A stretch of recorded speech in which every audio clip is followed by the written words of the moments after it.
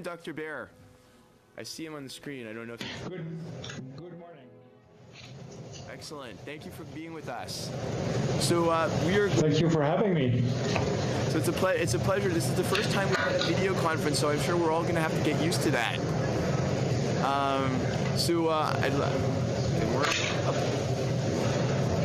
So I hereby convene the meeting.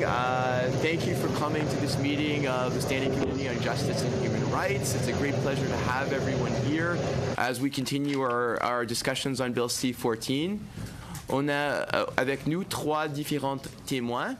On va présenter Dr. George L'Espérance, qui est le président, et Dr. Nassia Faure, qui est un médecin, qui sont avec le Quebec Association for the Right to Die with Dignity. Bienvenue. We have Sally Guy, who is with the Canadian Association of Social Workers. Thank you very much for being here. And as an individual, we have Dr. Theo Baer, who is a professor of ethics and who has experience with this in Holland. So welcome, Dr. Baer.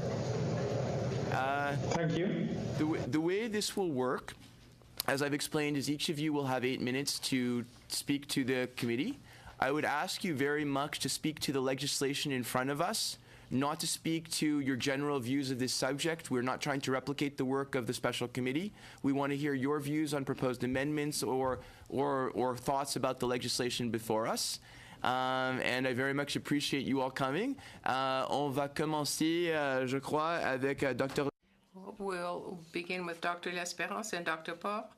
You have 8 minutes. Welcome. Started.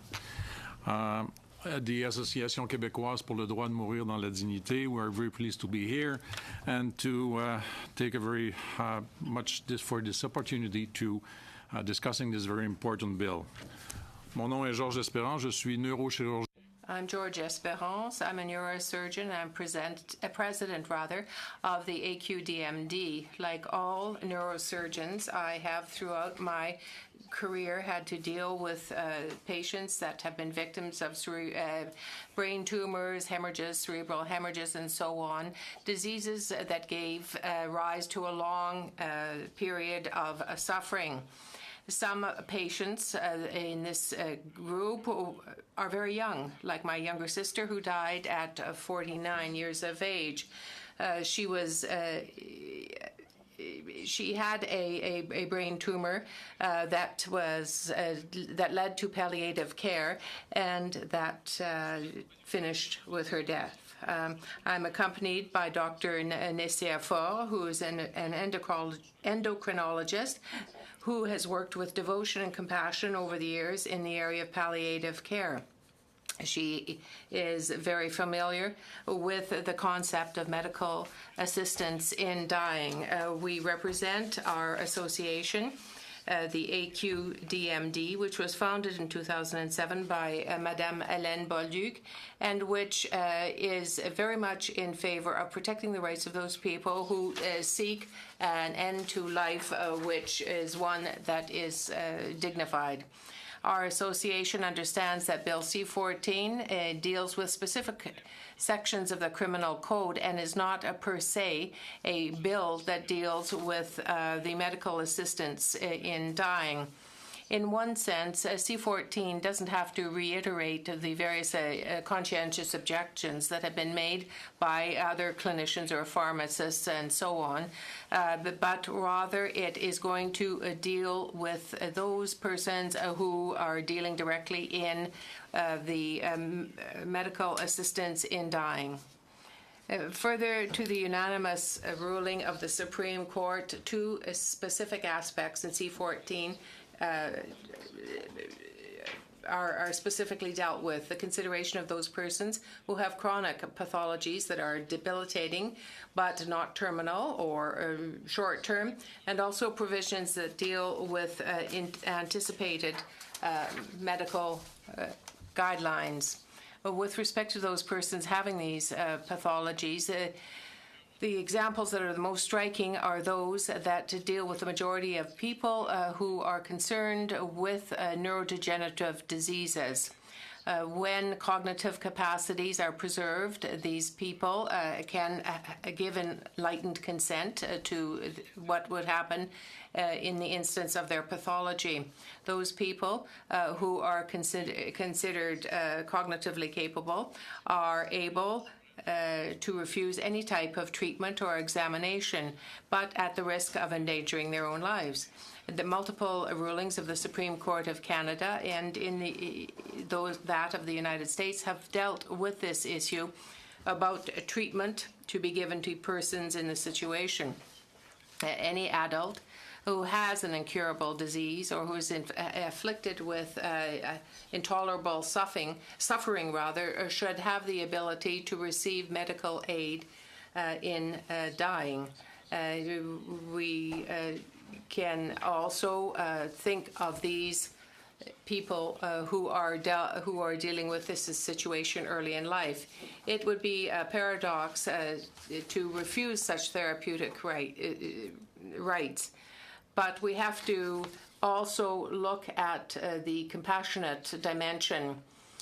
Palliative care, despite its wide use, is not the answer to everything. It does happen that the medical resources cannot suffice, and therefore the person is still locked in the daily nightmare that they have to face.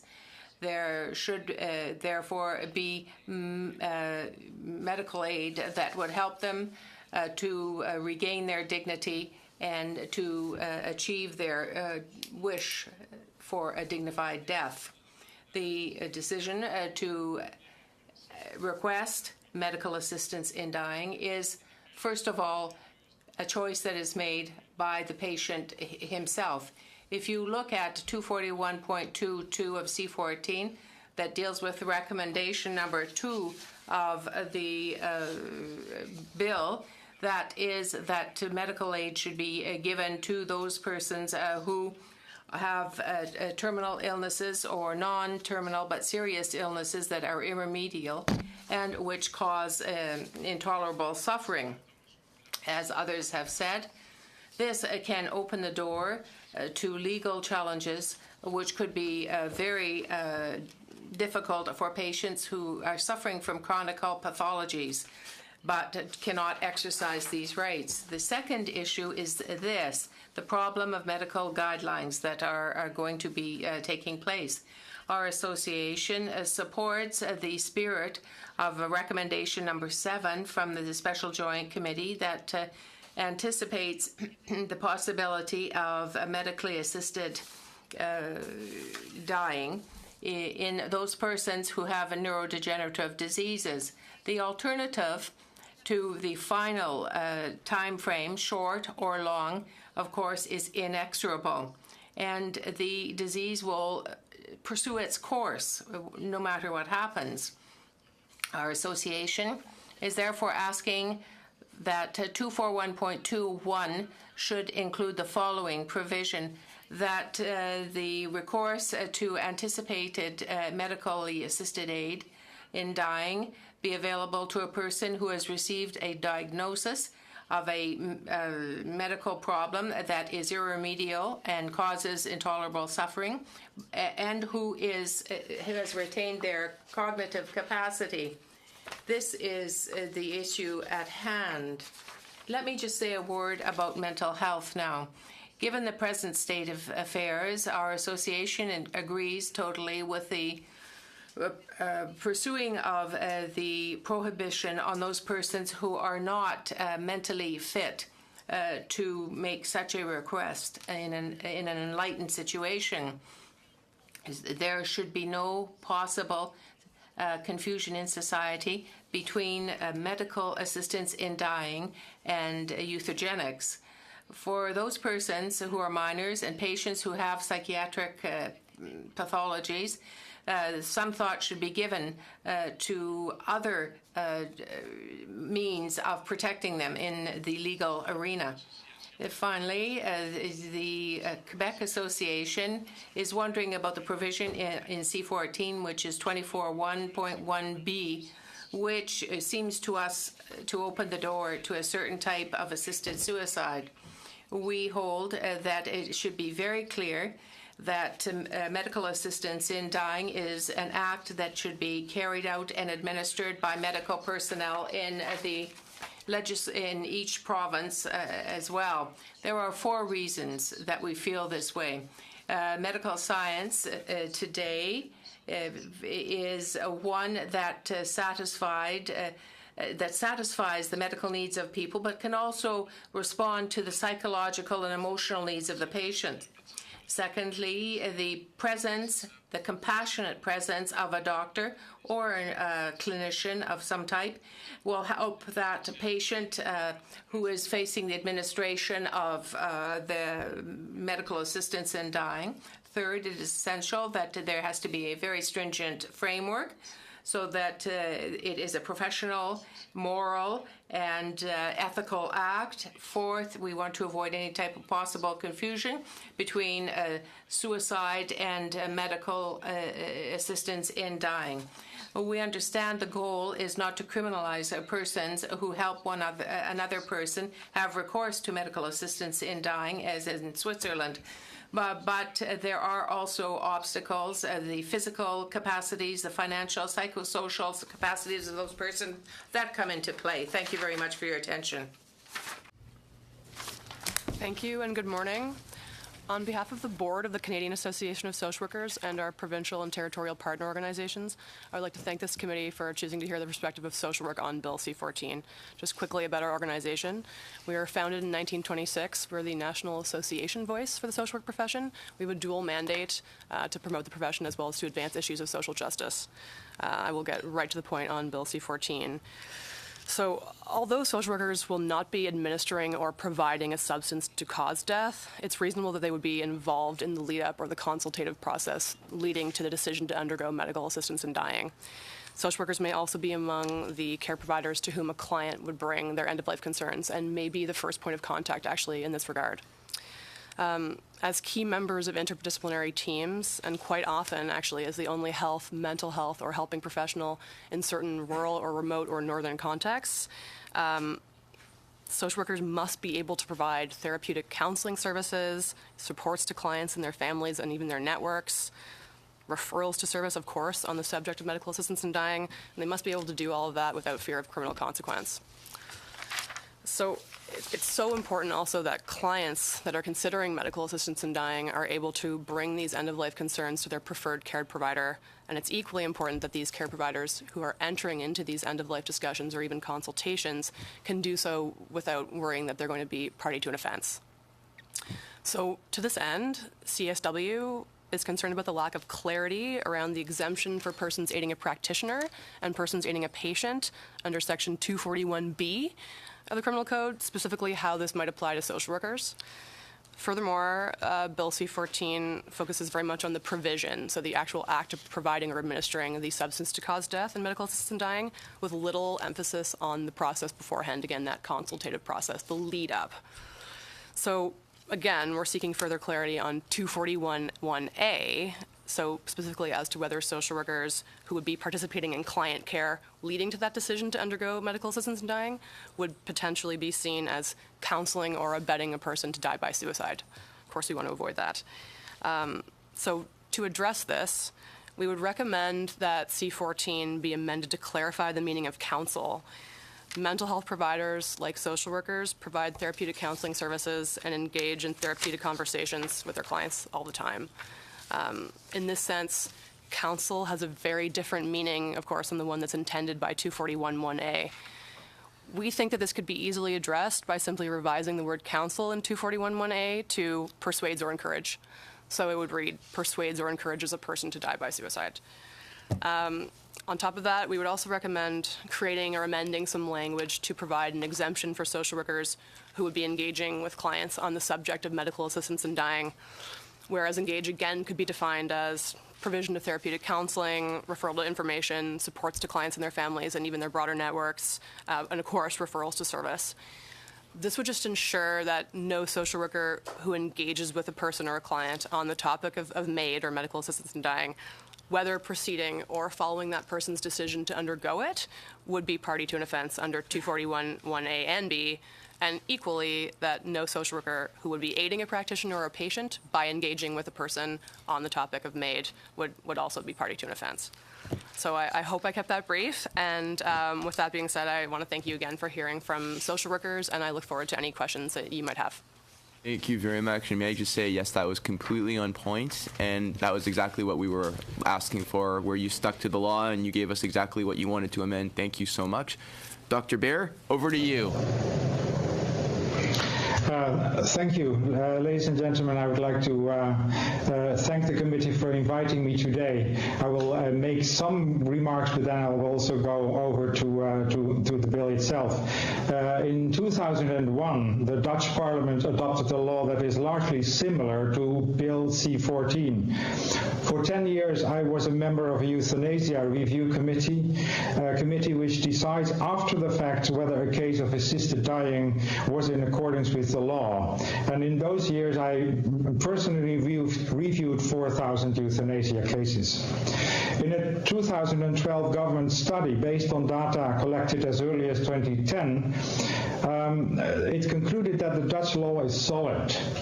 And until this day, this study is quoted to attest the robustness of the law.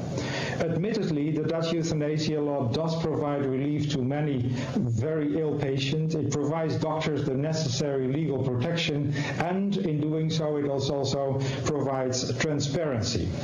But since then, since 2010, the landscape has changed. Last week, the Euthanasia Review Committees presented their annual report, which I can show here. It was just presented a week ago. And it says that the numbers have gone up considerably, meaning that since 2010 the numbers went up from 3,000 to 5,500. Today, 1 in 25 patients dies from euthanasia, and we have seen a significant expansion in the pathology behind a euthanasia request. The number of patients, for example, with dementia went up from 25 to 110 in 5 years, and the number of psychiatric patients went up from 2 to 56 last year.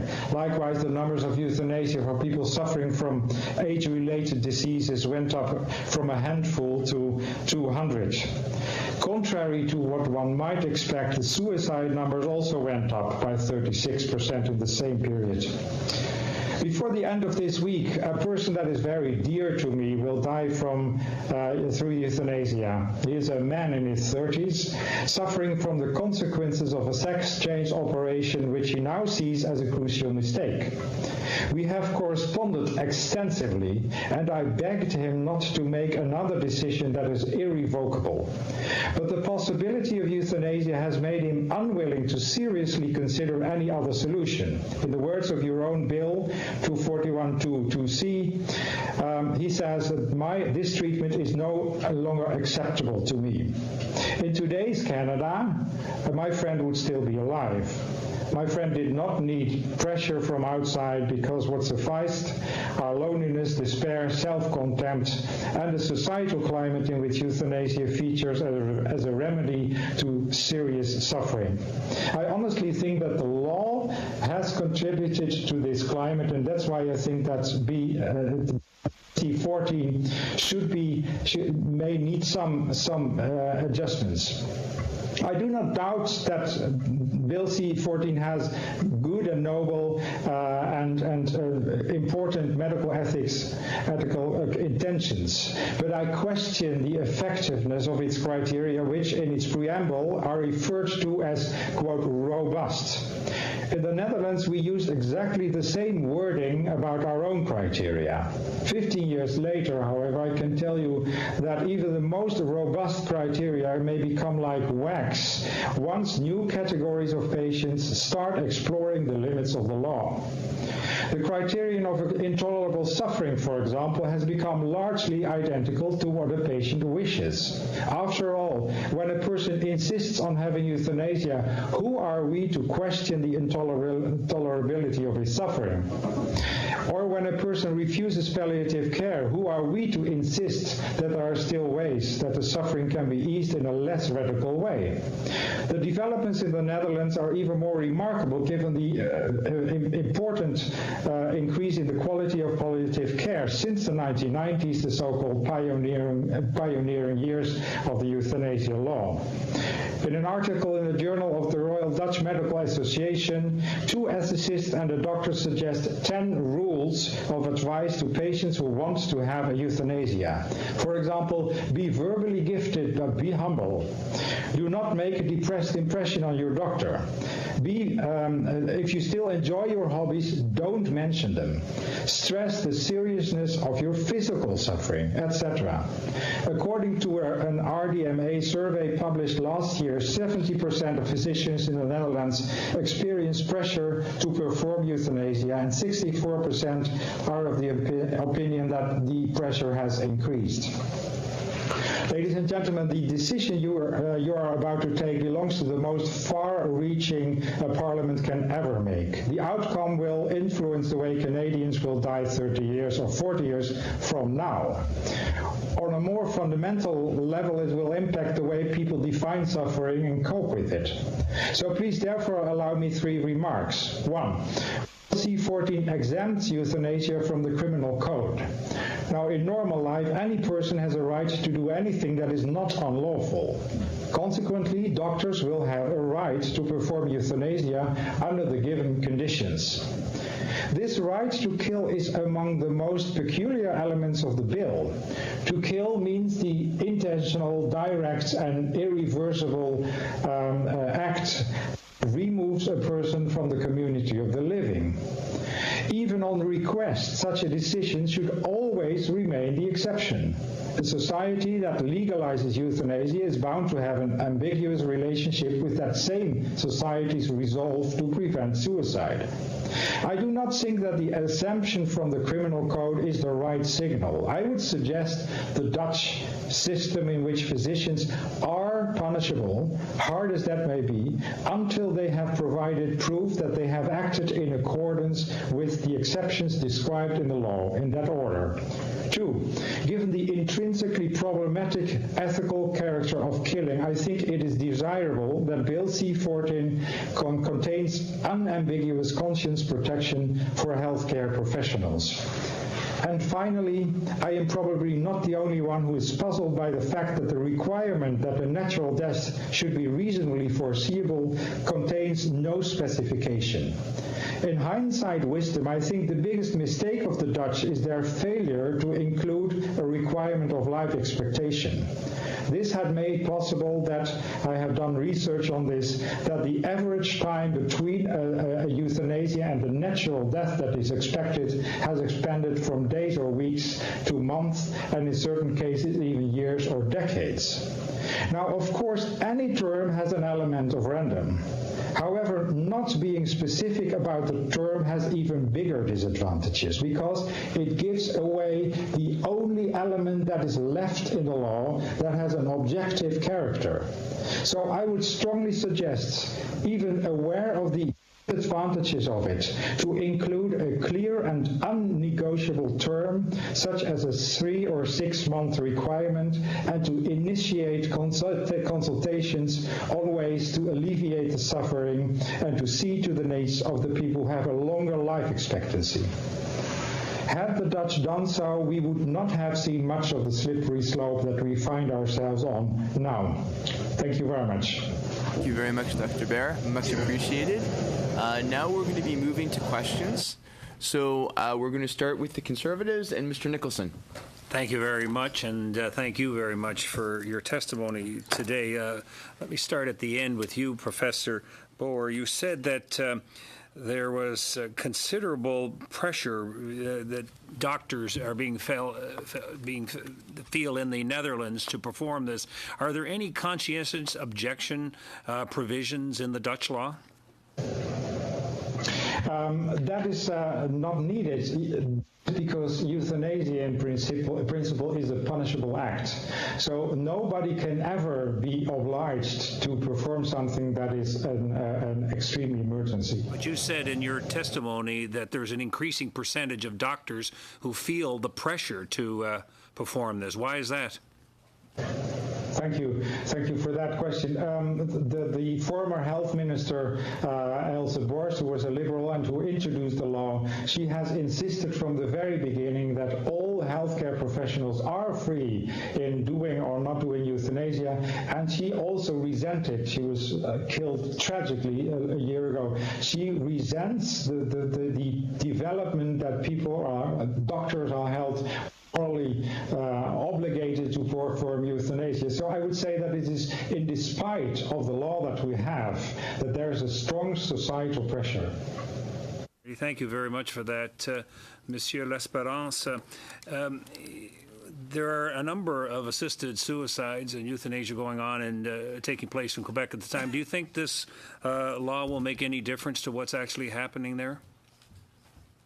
And if so, what difference would it make? Well, as we said, I think there should be a very clear-cut way of doing things, and write somewhere that assisted suicide, in my view, in our view, is not a good thing, because the frontier with suicide is too short. That's why I strongly, and I'm not alone, we strongly feel that the medical aid in dying should be medical, as it said. So there's no way that assisted suicide may be something we should go through that, because there's too much problems. And the first one I would say is that the suicide may be missed. The person can just miss his suicide, and it's horrible. You think this law is going to make much of a difference to what's actually taking place right now? Taking place in Quebec? Well, pour le suicide assisté, il n'y a pas de place. There is no place in Quebec for assisted suicide. It is a question of medical only. You mentioned as well that this would have to be carried out by, you mentioned doctors, but you said a clinician of some type. What would be your definition of a clinician of some type? Parce que au Québec, il n'y a pas Because in the Quebec legislation, nurses, practicing clinicians are not included in that legislation. That is why we are saying that. The federal law, there's the perspective of a clinician, of a nurse clinician. That's why. All right, thank you. Ms. Fowler, do you think that this law should be expanded to include minors? I think in Quebec, as you know, the law has been ongoing for a few months. From the time everything was well done, I think the number of patients was about, Collège des Médecins, I think about 15 or 20. Everything went very smoothly. It's good. And expanding the law to minors, I think it's a little early for us. You know, these are very delicate questions. The population has to be Would your opinion would be in the long term it would include minors? Nous devrons considérer ça, mais dans un second. We will have to reflect on that somewhat later. We have now before us to make a decision as to a significant legislation for the patient, and what you have mentioned is something that we should reflect on in the future, looking at the experience of other countries, but for us it is a bit premature now. And there's also the case of, say, a mature minor, say 16 or 14 years of age. And we should make more reflection on that. Thank you, Ms. Guy. I don't have a copy of your proposed amendment. I'd be interested in getting a comment. Maybe you do have it tabled here. I'm not sure. I don't have it, but if you've got some wording of that, it would be interesting to see that. So that I have it sort of clearly written out in the submission we did online, so Good. Not in the oral one. Right. I can certainly provide that. A bit. Yeah, okay, fair enough. I didn't get it, but I'll look forward to getting that, and thank you for your testimony. Those are my questions, Mr. Chair. Thank you very much, Mr. Nicholson. Now we're going to move to Mr. Fraser. Yes, thank you very much, Mr. Chair. Thank you, everybody, for appearing today and for your testimony. It's very helpful. My first question, ma première question est pour l'association. My first question is for Mr. Dr. L'Espérance and for his association. There are certain members of the committee who have suggested that an individual who has mental health issues diagnosed by a psychologist should be able to have a doctor supply medical assistance in dying. Can you communicate your point of view to us on this matter? La première concerne les The first deals with patients that are afflicted with illness X and who have psychological problems of some sort. That is the other. In Quebec, you have to be evaluated by a psychologist or a psychiatrist. We are in complete agreement with that. It's essential. Secondly, a primary diagnosis of a psychiatric patient. When you speak of the medically assisted medical assistance in dying for these patients, we have to think very deeply as a society and as a medical association. Even psychiatric patients are human beings like all others, but the issue is the diagnosis of the psychiatric illness, which can vary, and the prognosis for that person's psychiatric illness. For these reasons, we feel that minors, as well as for those diagnosed with a primary pathology, a mental illness, should be reflected on as doctors, but also as a society as a whole. My second question for the same association is this. Reasonably foreseeable, this term that we have. At present, the Act states that it uses the term reasonably foreseeable with respect to a natural death. That is the criterion for medically assisted aid in dying. Do you think there should be a flexible approach as reflected in this bill? Do you think there should be specific time frames, deadlines built into the bill? It's subject to interpretation, of course, but in the area that I work in, palliative care, where we see people mostly who are oncological patients with cancer, if they have an advanced cancer, they are in palliative care. You can see that their natural death would be in a foreseeable time frame. That causes, though, a great deal of difficulty in other instances where you might have people suffering from MS or Lou Gehrig's disease, for example. They have this chronic disease. It is a disease, but they reach a point where they can no longer tolerate it. It has become intolerable to them. And so for them, it might be easy to say, well, okay, the doctor can't really foresee when natural death will occur. It might be in 2, 3, or 4 years. But the patient should, we feel, have the right to decide when to die, even if it's a matter of months. And also in the decision from the Supreme Court, if those people are capable of making their decision, they could say, for example, go to Switzerland for assisted suicide or medical assistance in dying. If they were in that situation, I would be ready to do it. So for that category of patients in particular, it would be very important not to build in deadlines or time frames. One last point, if you allow. So reasonably foreseeable in medicine, is very, very vague.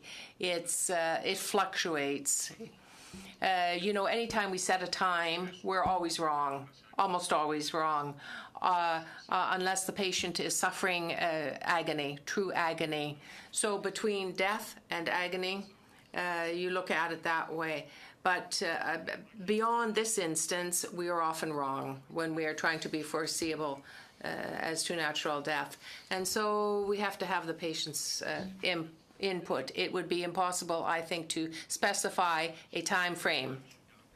And this law is being proposed in a fashion that would amend our criminal code. So it's rising in a criminal context. And I just want to make sure I understood you. You were suggesting that that basically the law should make it prohibited unless doctors can prove otherwise, physicians can prove otherwise, that they had the grounds to perform medical assistance in dying. Did I understand you correctly? Was that a question to me? Yes. Yes. Yes. In case you couldn't hear Mr. Fraser, could you hear him? I think I could. Yes, I think that what you are stating is correct. The rule, the Dutch word for society is literally samenleving, which means a living together, which means that a society per se has to protect the life of those who belong to the community. So any act that intends to kill a person should be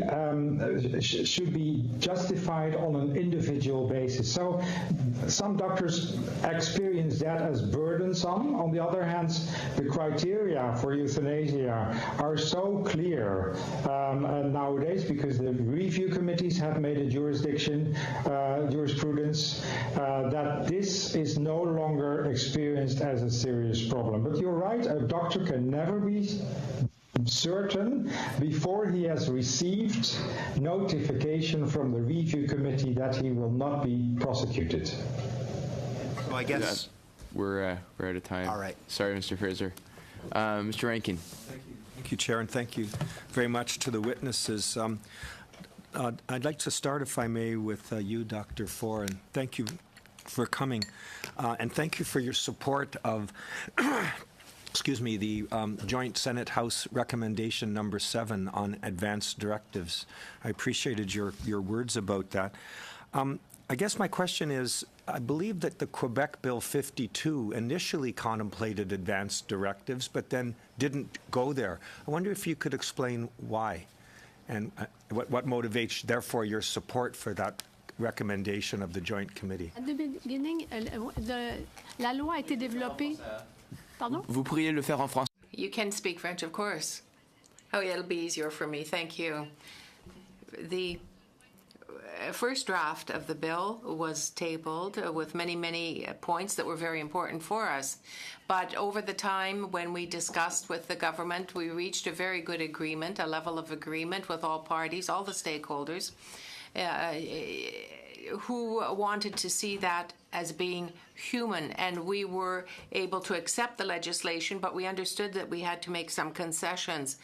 For some people, it was difficult to do so, but to have the acceptable legislation that we have at the present time, it involved concessions, but I do think the legislation still should be amended because it's dealing with issues that are so very important for the population. We have an aging demography. Older people are thinking in terms of end of life, and we have to, I believe, review the legislation. Sir Puachuk, who yesterday wrote in the Globe and Mail the following: to not have the advanced directives, he says, quote, would create an environment where those with progressive terminal disease must choose to end their lives prematurely or risk enduring the full natural course of the illness. I presume that you would accept and agree with that. Exactly. Yeah. My next question is to you, Dr. L'Espérance, and thank you as well. I want to ask you about the protection of medical practitioners in Quebec on grounds of conscience. We've heard a lot about that here. Some have suggested we need to clarify it in this federal law. Maître Ménard told us that was in provincial competence from a matter of legal perspective, but of course your perspective is medical. I want to ask if there's been any problems with conscience, number one, in the protection of doctors, and number two, you made a distinction between an individu and an organisation, and so I presume that you're saying that institutions should not be allowed to have conscience protections, but individuals. Do I understand you correctly? Absolutely. First question, no, there's no problem in Quebec with the avec l'objection de conscience. With conscientious objections? Whatever, quelles que soient les raisons pour. No matter what the reasons for the objection based on conscience, it's normal. The obligation of Quebec is this: a doctor, a medical practitioner who refuses medical assistance in dying has to refer the patient to his association so that they can find a doctor who will do so for the patient. It's exactly the same problem as was the case with abortion, as is the case as well with abortion. Now, the institution cannot have a conscience nor a conscientious objection. If you're looking at a private hospital, a Catholic hospital, a Muslim hospital, anything, that would be totally private in imposing the rules, certain real rules. But if it is a public institute, they would have to bend to the will of the person. But our goal is to provide care for persons, and medical assistance in dying is the ultimately last compassionate act of care. What has upset me and has concerned me since the very beginning of this discussion is very often the patient is forgotten. The dignity of the individual is important, their state of their mind, their soul. So this is what we must seek to do, is to help this individual. It's all well and good to talk about other issues from a medical standpoint, but we think of the patient. Because the Supreme Court said in Carter that that individual medical practitioners on rights of conscience need not perform the service, and we're trying to clarify whether the bill needs that protection. But I just want to say, Dr. L'Esperance, I agree entirely with you. Institutions are different than individuals, and taking money at the same time as denying people constitutional rights is really quite unthinkable. Si vous permettez, je laisse les juristes décider. I'll let the legal experts decide whether or not there should be an amendment to the criminal code or not. But to my mind, I'm not a lawyer. I don't think it's part of the criminal code, but I think that this is part of the overall legal framework. Ask a question? You have one short question left. Okay. To Dr. Boer, and I guess that you noted in your response to my colleague, Mr. Fraser, that you had grave concerns with the reasonably foreseeable language, and Dr. Boer said the same thing, that you said that reasonably foreseeable had no specification.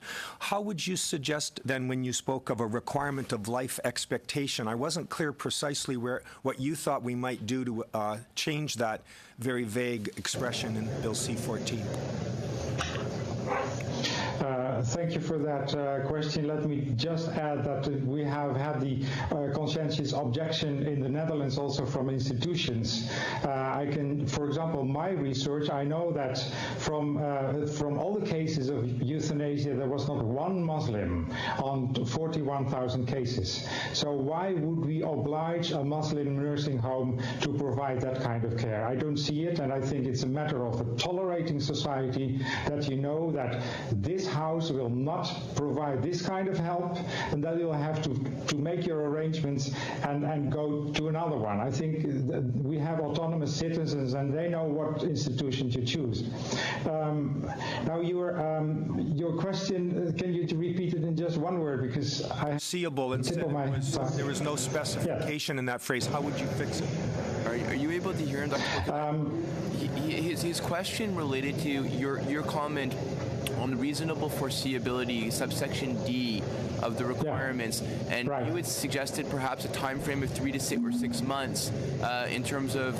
Yes. So he's asking you to clarify what it is you're suggesting. Thank you. I did understand that. You know, of course I know, and I have indicated that I know that there are many problems. There are not only moral problems in setting a time limit. You know, why would we give euthanasia to Lady A and not to Mr. B? I know that there are problems, but you have to draw the line somewhere. And then, of course, there are medical problems, because how can you tell that the prognosis of this patient is, for example, not more than 6 months? So I think I would just suggest, as in some countries, of course, in Oregon, for example, and in Switzerland, that you make some kind of a time frame just out of the embarrassment of not knowing what the best solution is. You know, my point is only that having no limit at all leads to euthanasia cases, of which the friend of mine who had the operations is just one example, you see. Thank you, Max. We're going to go to Mr. Biddle. Thank you so much. Ms. Guy, I appreciate your response. We heard from the Department of Justice yesterday, and they made a distinction between suicide and medical assistance in dying, and that if medical assistance in dying is legalized, it becomes a different act than counseling suicide. That being said, is there still a preference by your organization that there be an increased level of clarity, even though the department's position would be that such an amendment as you requested isn't required? If it was made clear in some sort of addendum or other publication directly from the Department of Justice or from the federal government that absolutely counseling professionals, regulated professionals, social workers, that sort of encadré en français, that group of professionals is exempt, I don't think that there would necessarily be a reason for it to appear particularly specifically in the legislation. We just weren't sure whether it was going to or not. And so in the interest of, protecting the public as well as our members, we were looking for more clarity on that. But yeah. Thank you so much. To the Quebec Association for the Right to Die with Dignity, I have a concern with respect to the 15 clear day waiting period, which may in fact be 16 or 17 days.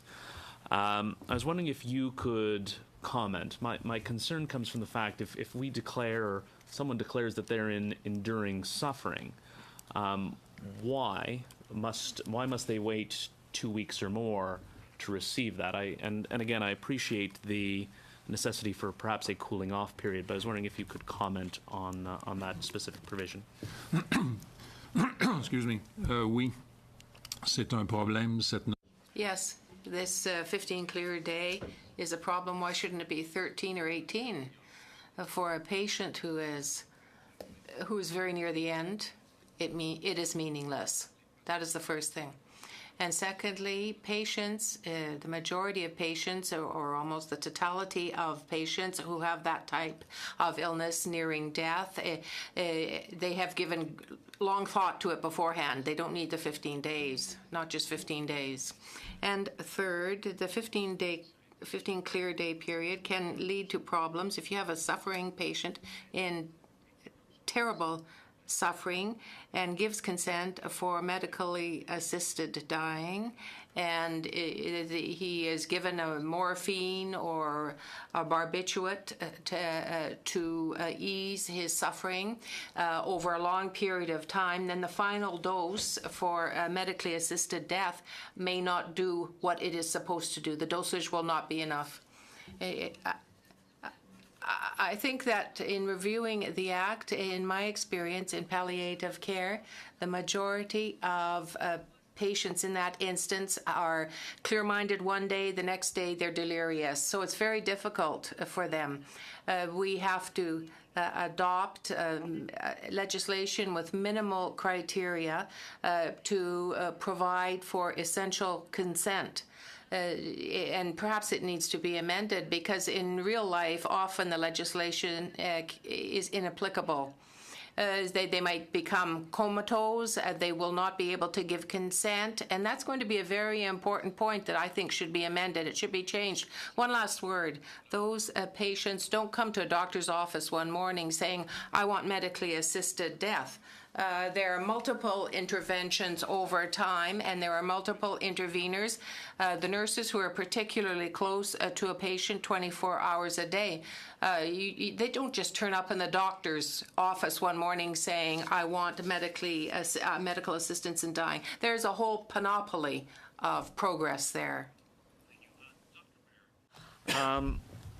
Going back to, and just to clarify for my point, item that Mr. Nicholson was talking about in terms of pressure doctors are feeling, is that pressure that's societal pressure and pressure from patients? Is that the pressure of which you're speaking? Is that a question to me again? Yes. Thank you. It's both, basically. Which I think there's a general pressure of society which, so to speak, sees euthanasia, sees death as the best solution to very severe suffering. So what I see is that there is the pressure on doctors in the way that I've read in many dossiers, where patients say, "Doctor, I have seen the documentary on television. Euthanasia for my kind of patients is now allowed, so you'd better do it." So that's a direct pressure from patients. Then there's a second pressure, and that's of course the pressure from relatives. And I do understand that, because for relatives, the suffering of someone who is a beloved, to see his or her suffering may be just as traumatizing for them as the suffering that the patient has to undergo himself. So for example, the end-of-life clinic that has been established in the Netherlands, that now has about 450 euthanasia cases a year. In my research, it has become clear that in 60% of the cases, it was the family members who bring the patient to the clinic in order to be helped. So yes, there's a strong pressure, I think, and then maybe a third sort of pressure, and that is the internalized pressure of a patient.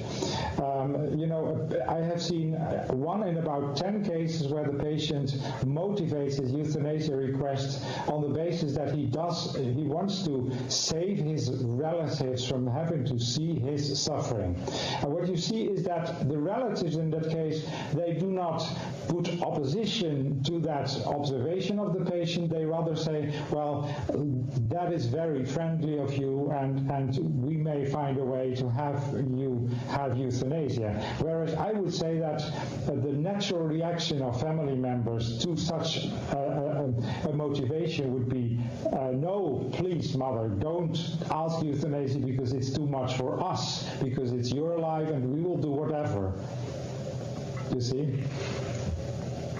Now, we have about 4 minutes left with this panel. We're going to do a speed round, which means if anyone has any very short questions, but panel, confine yourself to very short answers, 1 or 2 sentences, okay? Speed round, Mr. Falk. Thank you, Mr. Chairman. Dr. Lesperance, a question for you. In your testimony, you used the word terminal, and you also interchanged it with the word grievous. I'm wondering, would it add greater clarity to the bill, and would it be a benefit to change references that are used, the terminology grievous to terminal? Well, there's 2 kind of diseases what we're talking on here. There's terminal disease, which are usually very clear, cancer and etc., and non-terminal disease, which are chronic and debilitating disease. That's why I think there should be both terms, because it's really not the same clinical reality. Thank you very much, Mr. Fraser and Mr. Cooper. Mr. Fraser. Yes, just very quickly, Dr. Bohr, I was going to ask you earlier the follow-up question. To your knowledge, has there been any litigation or any conviction or any reprimand of a physician who performed perhaps improperly medical assistance in dying in the Netherlands experience?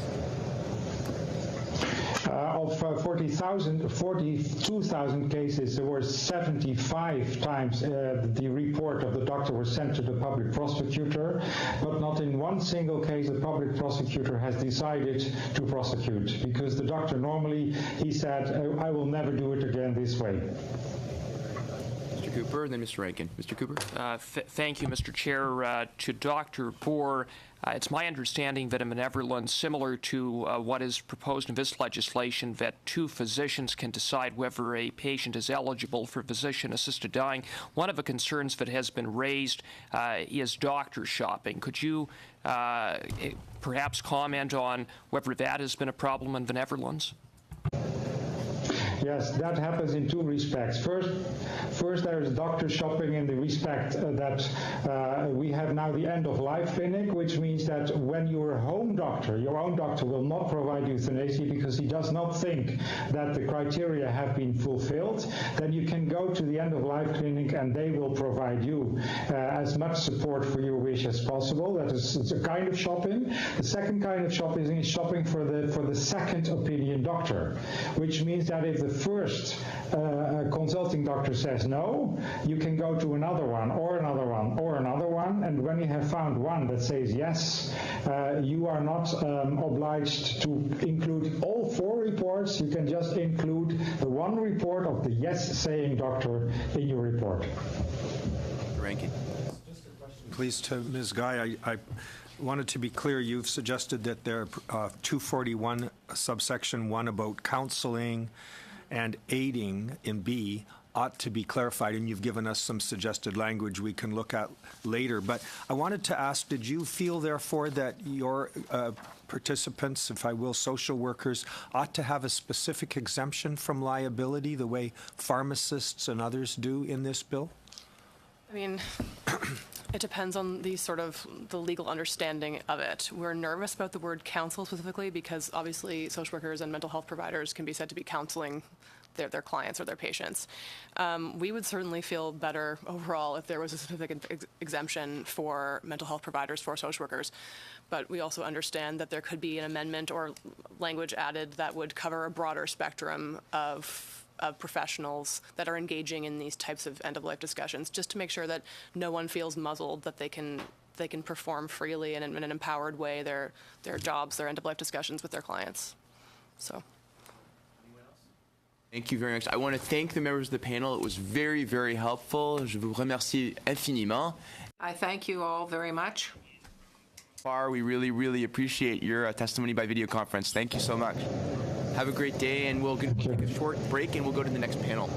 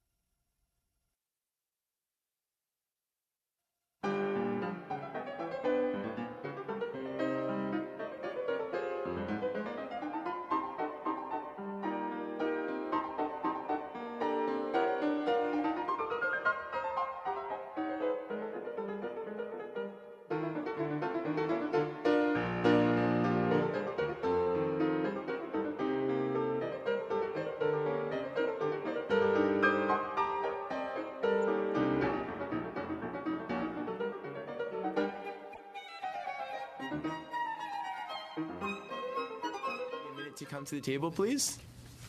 On va recommencer dans 1 minute. We'll begin again in a moment.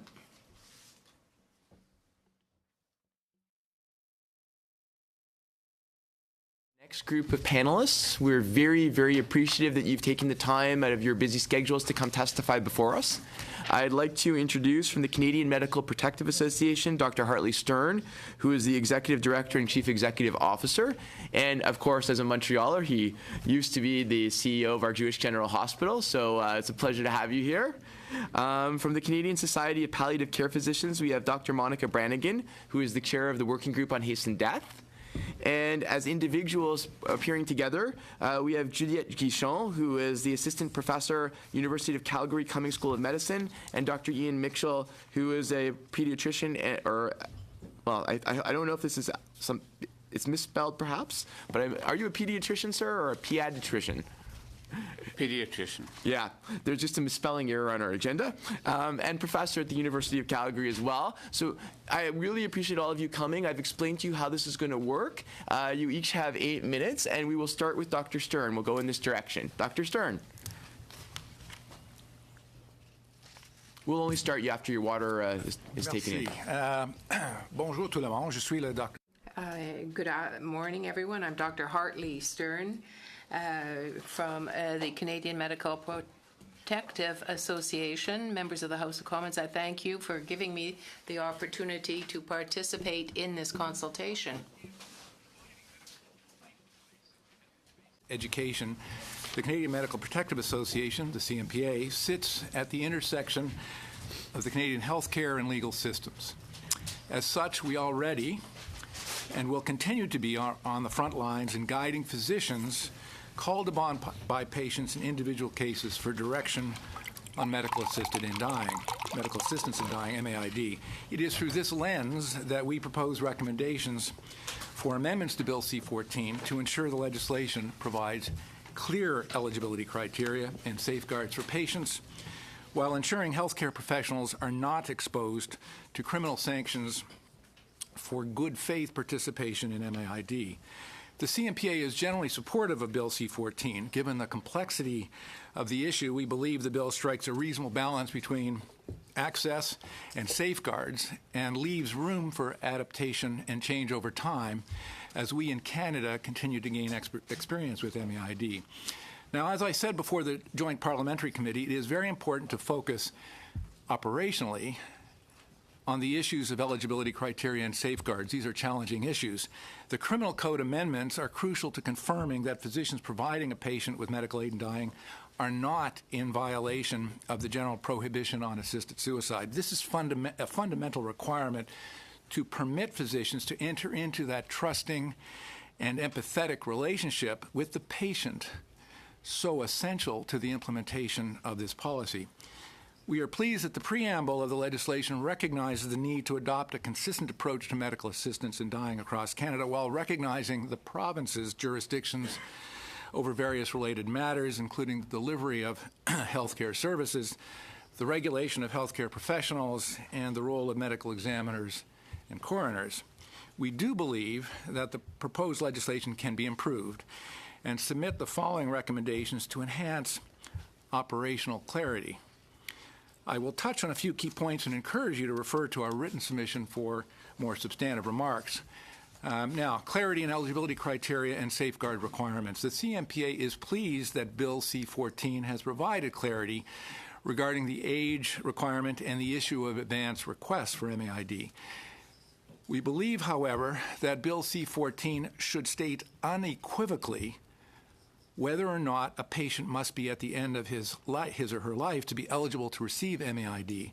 Uncertainty exists currently about the intended meaning of the requirement that natural death has become reasonably foreseeable, taking into account all of their medical circumstances, without a prognosis having been made as to the specific length of time they have remaining. If it is intended that the patient does not need to be at the end of life, then the committee should consider amending the paragraph to state that natural death has become reasonably foreseeable whether or not death is imminent. Conversely, If it is intended that patients need to be at the end of life, then the provision should specify that natural death has become reasonably foreseeable and is expected to be imminent. Patients and their physicians must be provided with a clear understanding of who is eligible and when. Now, turning to provision requiring compliance with provincial law and standards, we agree that MAID must be provided in accordance with any applicable provincial laws, rules, or standards as contemplated in subsection 241.27. However, we believe that this subsection should be deleted from Bill C-14 since it does not belong in criminal legislation. Healthcare professionals have to deliver care to patients in accordance with professional standards, regardless of such a provision. Those healthcare providers that are negligent in the delivery of care may face regulatory or civil proceedings, but should not face criminal sanctions for breaching the standard of care or for failing to follow a policy created by their regulatory authority. Furthermore, as currently worded, the good faith provisions in subsections 2271 and 2416 are not available to healthcare professionals who may fall below the standard of care. Ensuring that well-intended healthcare professionals are not subject to criminal sanctions for breaching the standard of care is important to ensure access for patients by encouraging the participation of practitioners in MAID. Now, turning to respect to protection for counseling a person to die by suicide, we believe that Bill C-14 should be amended to expressly state that no practitioner is guilty of a criminal offense for counseling a person to die by suicide under paragraph 2411A when a practitioner provides a patient with information about MAID in the course of considering possible medical options. It is important that practitioners not fear criminal prosecution for raising MAID with their patients where medically appropriate. Without such a provision, healthcare professionals may be reluctant to even discuss MAID with their patients.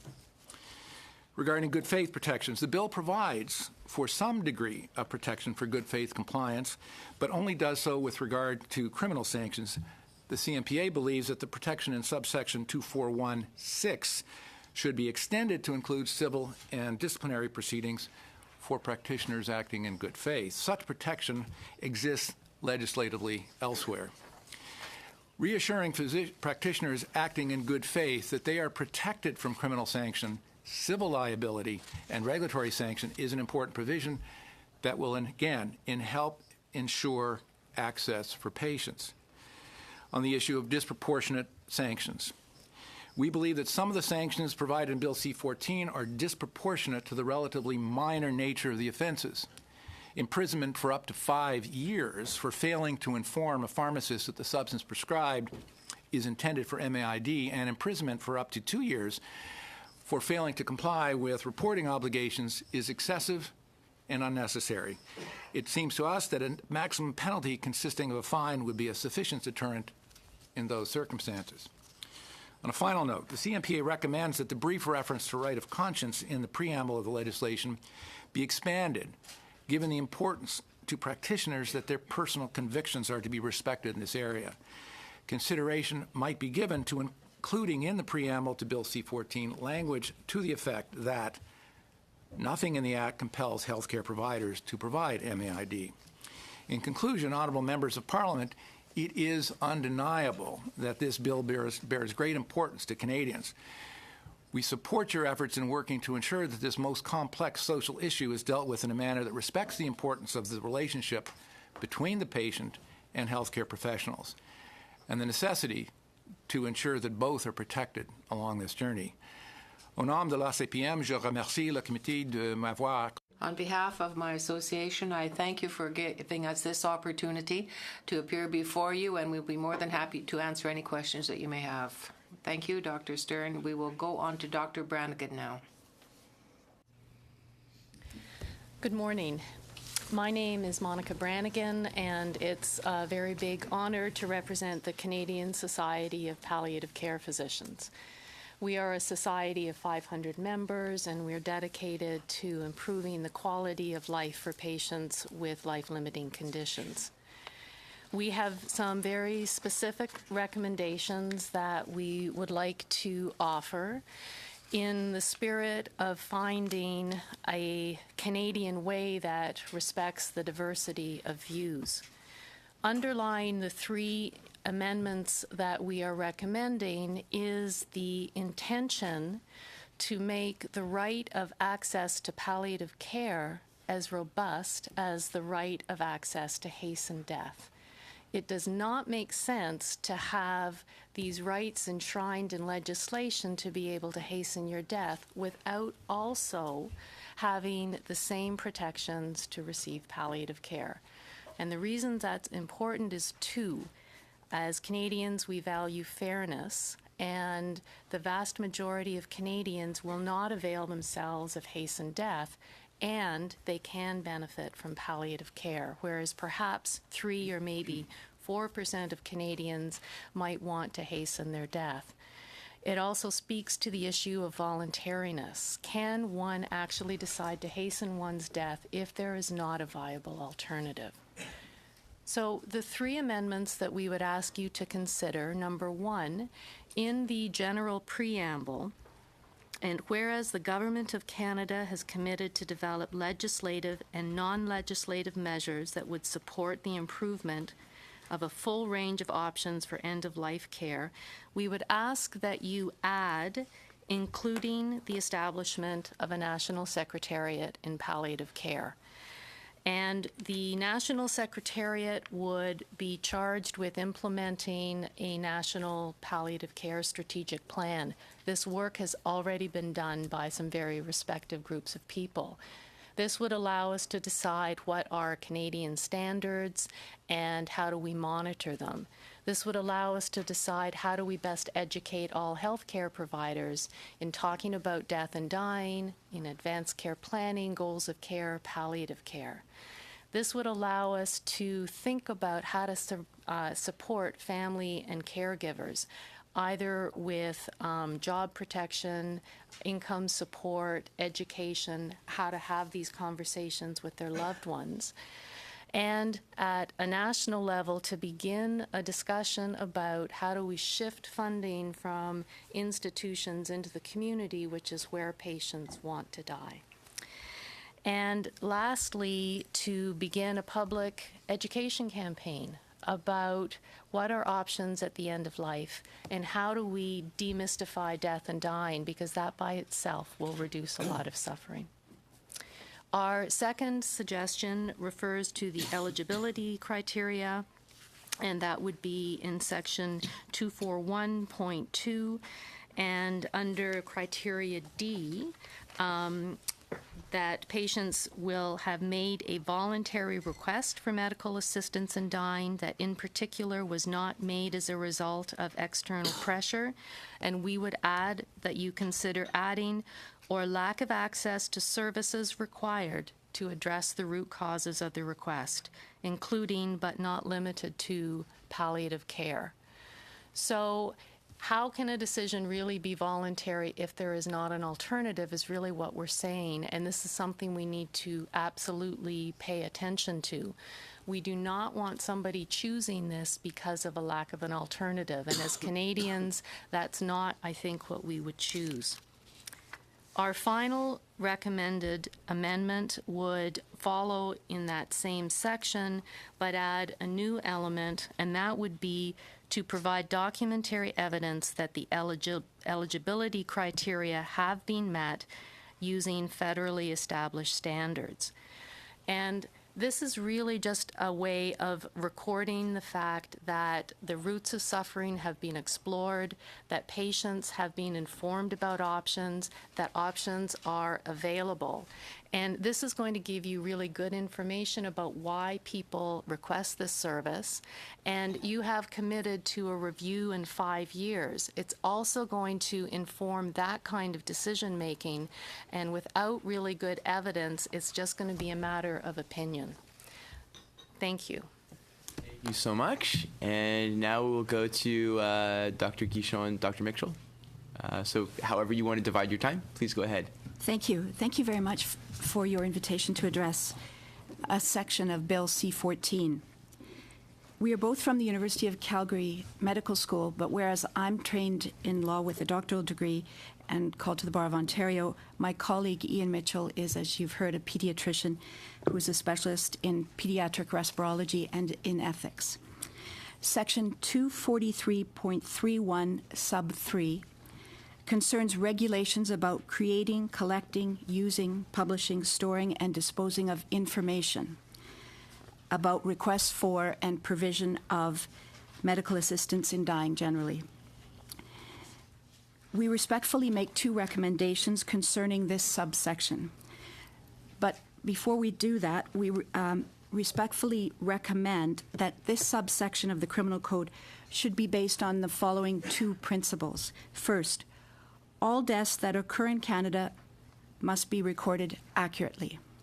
And second, medical assistance in dying must be monitored scrupulously. The proper implementation of these principles would foster protection, prevention, health promotion, health planning, and in rare cases, prosecution. Because the field of death reporting and death monitoring is not well known, we presume very briefly to describe it. First, accurate reporting of death. Vital statistics are valuable only if the reports are accurate. An accurate report of how a person died is required to be contained in the medical certificate of death in common law Canada and in the Bulletin de décès in Quebec. Stating how someone dies entails identifying and stating truthfully the cause and the manner or circumstances of death. These two terms are terms of art which are best understood by experts. It is not unusual for physicians without forensic training to have difficulty distinguishing between cause of death and manner of death, or to have difficulty naming the immediate, antecedent, and underlying cause of death. Consequently, in many provinces, medical certificates of death, which were originally completed by physicians, even in natural death, are routinely reviewed and corrected by forensic pathologists, medical examiners, or coroners who have subspecialty training in accurate death reporting. Coroners exist in all provinces and territories except 4. Those 4 are Alberta, Manitoba, Nova Scotia, and Newfoundland and Labrador. These 4 provinces have adopted the medical examiner system of death reporting. For our purposes, however, coroner and medical examiners perform the same functions.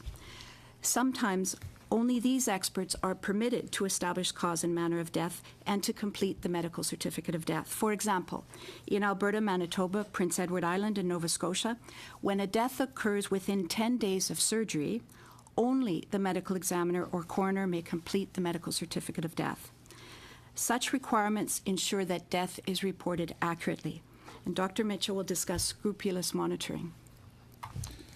So, scrupulous monitoring of death. Scrupulous monitoring of death means not accepting at face value what some people say is the cause and manner of death. Scrupulous monitoring entails expert analysis of the evidence and the conduct of those investigations necessary to determine the answers to 5 questions.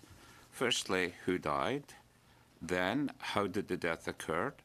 Thirdly, where did the death occur? Fourthly, when did the death occur? And finally, by what means did the death occur? Because of the value we place on human life, every province and territory requires certain types of deaths to be notified to the coroner or medical examiners.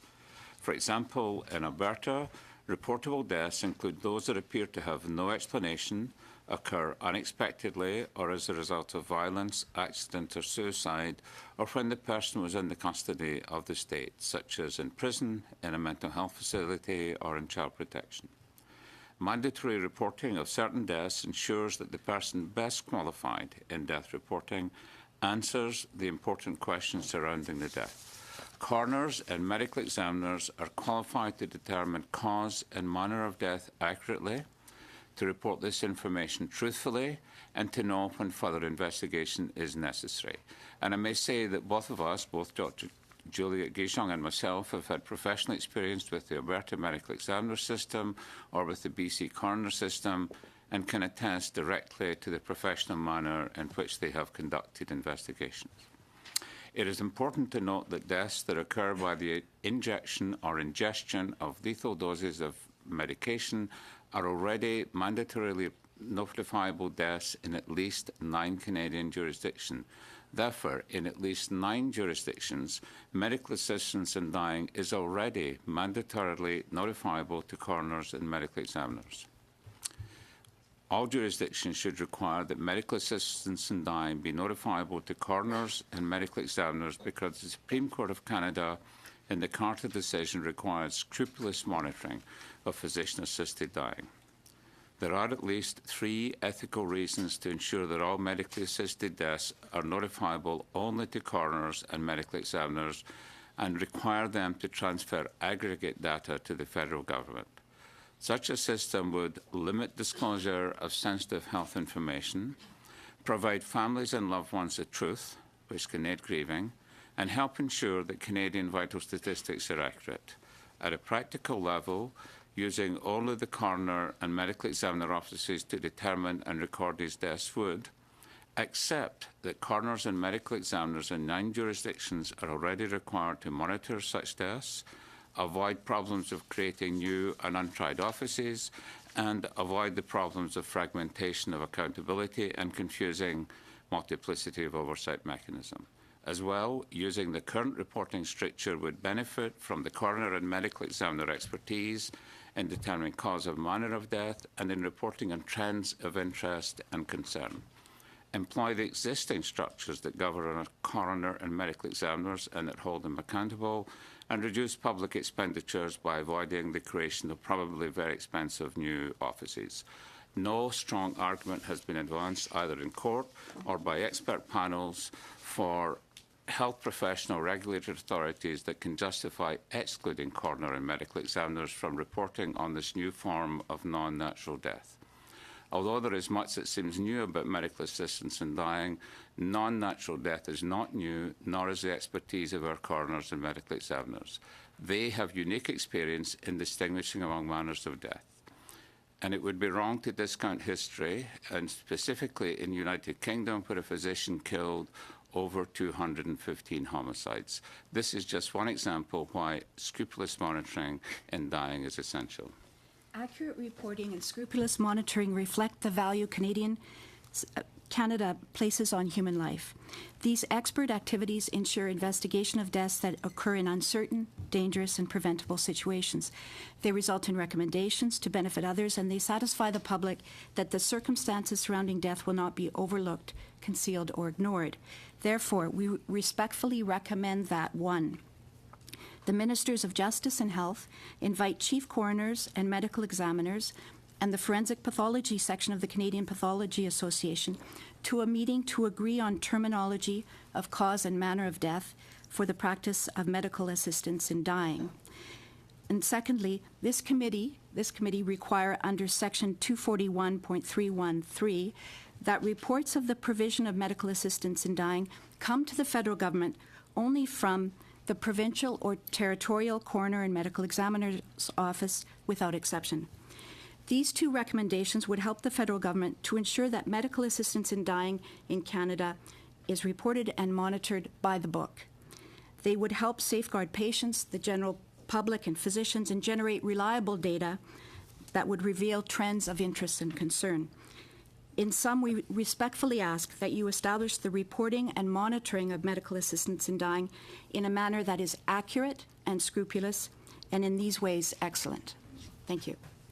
Thank you very much for your very interesting testimony.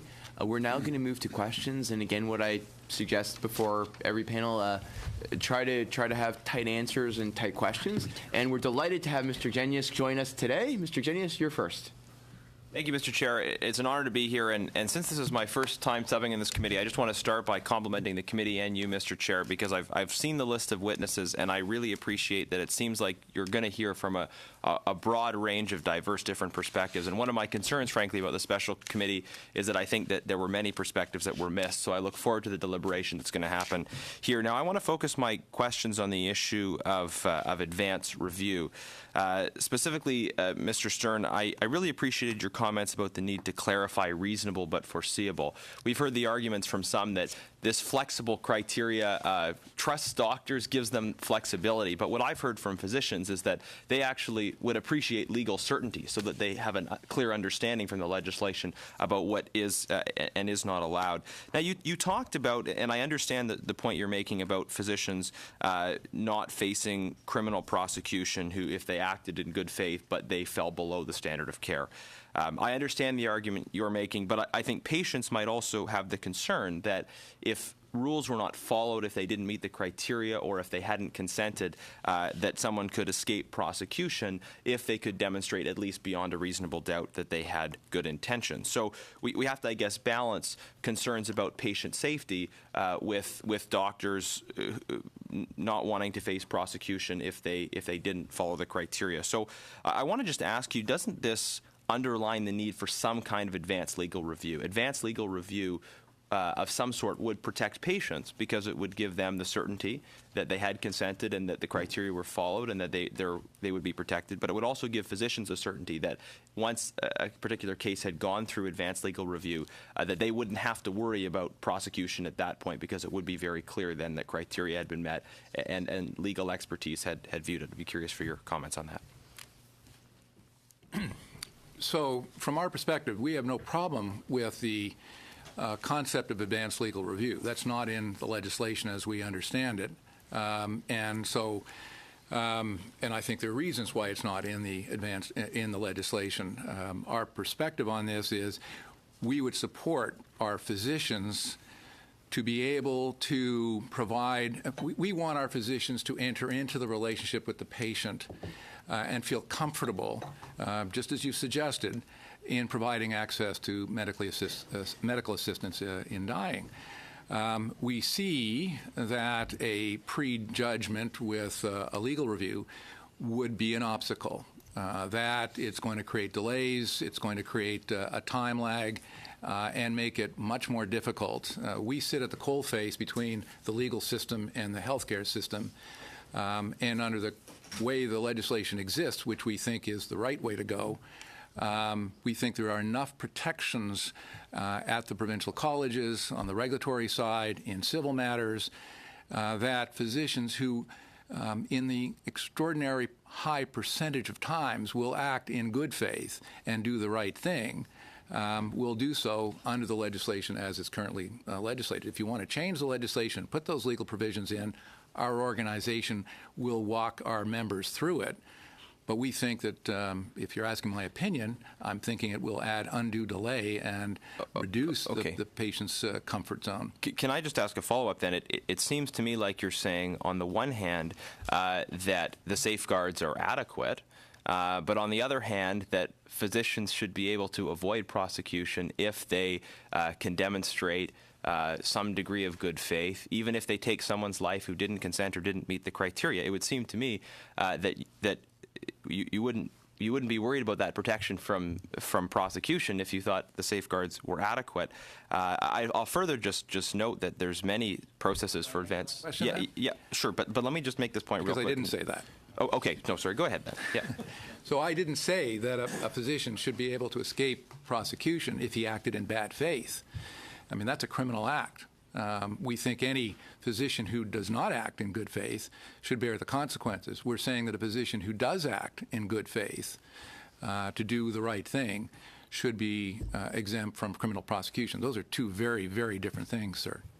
Sorry, and maybe I misspoke. I mean, I understand that what you're saying. You're saying that if somebody acts in good faith but still ends up taking the life of a patient who doesn't consent or doesn't meet the criteria, provided that they acted to some extent in good faith, that there shouldn't be any kind of criminal prosecution. I just disagree with that, and I think many potential victims might disagree as well. And I know we'll have more time to talk about that. I do want to get a quick question in for Dr. Brannigan before my time runs out. I really like what you have in suggested amendment number 2, and you've underlined very well the importance of dealing with palliative care, not as a separate issue, but in the context of this issue, because patients are going to be evaluating choices, and the only way they can have genuine autonomy is if they have palliative care offered. But I wonder who you think would do the evaluation and how the evaluation would work under Amendment 2, because I think what you have here is very good. But again, in my view, it maybe underlines the value of having some kind of a review process as well. So maybe you can comment on how that would actually work. So if I understand correctly, you're saying how would you be able to document or record that there was access to the services required? I think that's what we're proposing in Amendment 3. In terms of how somebody would know, I don't think it would require actually a judicial review. I think you could set some very basic criteria, such as if a patient is dying at home and requesting assistance in hastening their death, do they have access to a palliative care team that is available to them 24/7? That can be simple, and that's a kind of a yes or no kind of answer. Have I interpreted your question correctly? Well, I guess my concern generally about the allowances for doctor shopping and things like that would be that regardless of whether someone has actually received the services that they should be receiving, that they could just sort of seek out, as one of the previous witnesses was talking about in the previous panel, could just seek out 2 doctors who would sign off. So if you're going to have this criteria and make it meaningful, you would need some kind of evaluation, someone who was sort of competent to make the assessment of, yes, were these services provided or not, and wouldn't someone not have the option of going from doctor to doctor to find someone who would sign off and say they had? Does that make sense? Well, I think there are 2 different issues, whether there are services to deal with the root causes of suffering and whether somebody is doctor shopping, are kind of, as I see it, 2 separate things. What you're asking for is there a potential solution to doctor shopping? And I think that one of the solutions is going to be in the coordination system that you set up. And if there is a centralized coordination system, that's where patients, institutions, other physicians refer to. So they're dealing with professionals who are experienced, consistent, and well-trained. And so you're not just going doctor shopping anybody. If you have such a coordination system, you're going to somebody who's been identified as a willing and trained provider. And so it's much easier to set up, okay, well, you've already talked to 2 of our evaluators and we've said no, so I think that would actually be a way of addressing your concern. Yeah, I think that's a great suggestion, but it's something that I would personally like to see written into the legislation, not just leave up to hope of some future process. Thank you. Okay. We're going to go to Mr. McKinnon. Thank you, Chair. My questions are for Dr. Stern. As you mentioned, you are the intersection between the legal and the medical community. So you might have a unique perspective. I guess you have a unique perspective on the law and how it impacts medicine. So a number of people have given us opinions about foreseeable and reasonable foreseeable death, and you've given some remarks on that as well. The Justice Minister considers this to be a medical decision, and we've heard some lawyers suggest that it's really it should be a legal decision. We need much more clarity. So there's also concern about whether there should be a time frame. Some people say there should because it provides a little bit more certainty in how to interpret the act. Others say no because it's very difficult to put a specific time frame on a condition that it could be months, it could be years. So I guess if you could give some more clarity on those points. Thank you. I will try to deal with them on the foreseeable future issue first. We will support whatever the legislation ultimately states. What we're suggesting is, and I want to reiterate this point, we see our position is to help the physicians have confidence that if they enter into this dialogue with the patient and operationalize it, actually begin to do this, that they have confidence that they've interpreted the legislation correctly and that they will be free from prosecution when they act in good faith. That means they got the consent, they did all the things, they interpreted the law correctly. What we're saying, the way the wording as it currently exists, it's not clear. So whether you want it to be, as legislators, broader with a longer time frame or narrower where imminent death is definable by whatever time frame you choose, we will support that.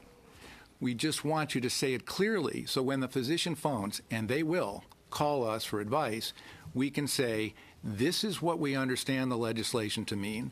This is what we're advising you to do as you enter into and provide access to the patient to receive medical assistance in dying. The fuzzier the legislation is, the more difficult it is for us to interpret and the more difficult it is for us to give guidance to the physician who will want to act in good faith, believing that they're doing something that is an appropriate medical act, but they don't want to be prosecuted. So we're agnostic which way you want to go. Just make it clear which way you want to go. Would you be able to suggest any language that would I provide did. the clarity you're looking for? I did suggest it, and it's in our written submission as well. So I'll repeat the section if you like. The wording that I suggested is, if you intend that the patient does not need to be at the end of life, so there's no time constraint, we suggest that you add, under the section that says, natural death has become reasonably foreseeable whether or not death is imminent, if that's what you intend.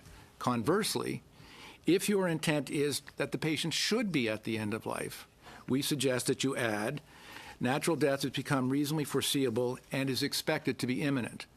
That would allow our physician assistants, who will, physician advisors, and our lawyers, who will be answering the phones, talking to these doctors who want to provide access, to give them clarity of thinking, which they deserve, which they absolutely deserve, in helping the physician walk through this process. Choose one or the other. I guess that addresses a slightly different point than what I was looking for. I may have misunderstood you. I may have misstated it. I'm concerned more about what it means, what reasonably foreseeable death means. As I mentioned, the Justice Minister indicated that that would be a medically determined condition. You know, a doctor would say, well, I think this person has a reasonably foreseeable death. But some people feel that there needs to be a much clearer legal standard for what does reasonably foreseeable mean. My sense is that these are not medical terms, neither medical terms. I'm not a lawyer, nor legal terms. My counsel is with me. If you want to get our legal opinion on this, I'm happy. Mr. Krolla would be happy to speak to it. But I don't see. I see the confusion and the discomfort that a lot of people have because it's neither medical nor legal. It depends on what you want. If you want his opinion, And Dr. Brannigan would like to interject here. May I? So one of the things, I chair the working group on hastened death with palliative care physicians, and this is something that we have discussed. And one of the things that you might consider is to say something like, for patients entering the last year of their life as best we know, and the protection that can be put in there is a proportional waiting period.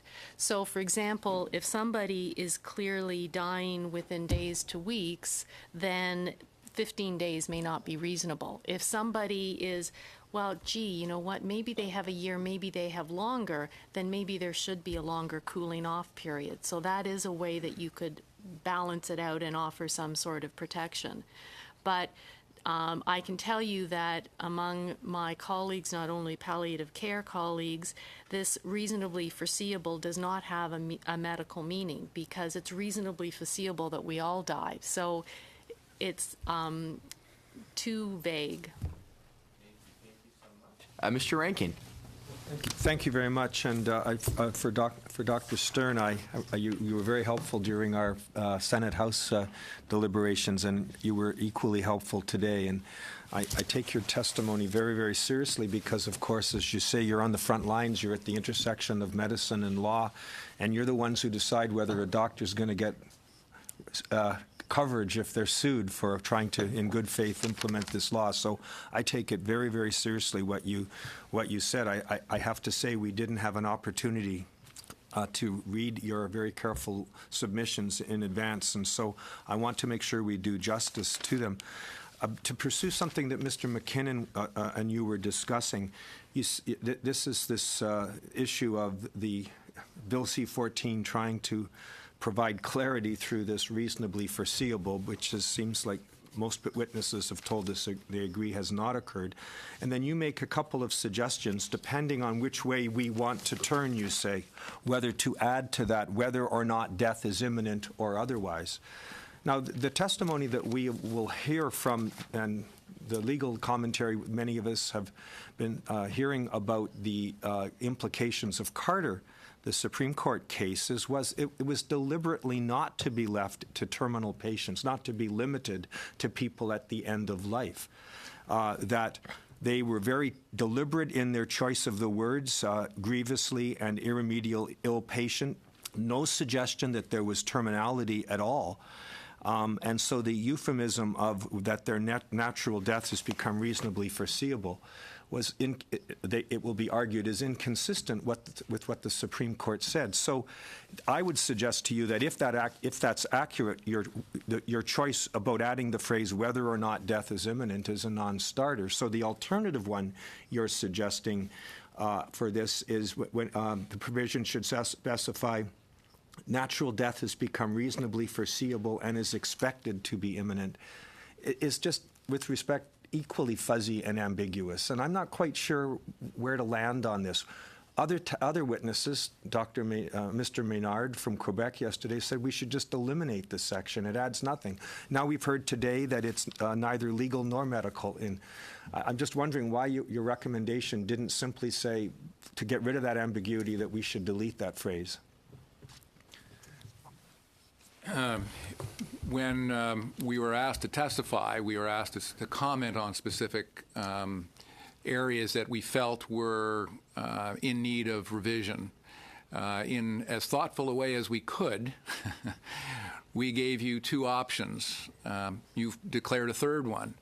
Our point on this would be, we believe that if you add one or other of our options, if the first one actually would, I believe, whether or not death is imminent, I think be consistent with what the first point that you made. It's not inconsistent with the notion that we want to broaden this beyond the time period of death being in short sight. In the alternative, if you wanted to delete the entire paragraph, there would have to be some commentary replaced with something.